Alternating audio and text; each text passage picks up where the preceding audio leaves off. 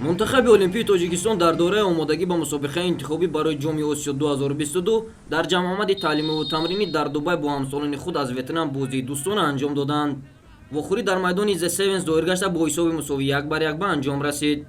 Мунтахаби ҷавонони мо дар ин бозӣ имкониятҳои зиёди зебоии гол заданро доштанд. Масалан, дар дақиқаи изофаги қисми аввал Эҳсони Панҷшанбе ва Шаҳром Самиев бо як бозигузори зебо имкон доштанд ки мунтахаби моро ба пеш бароранд, аммо зарбаи Эҳсон на он қадар хуб анҷом дода шуд.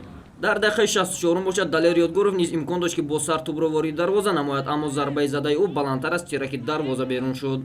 Ҳамин тавр аввалин шуда дар бозии ветнамиҳо дар дақиқаи 80 бо кӯши Лехуанту голзанӣ намуданд.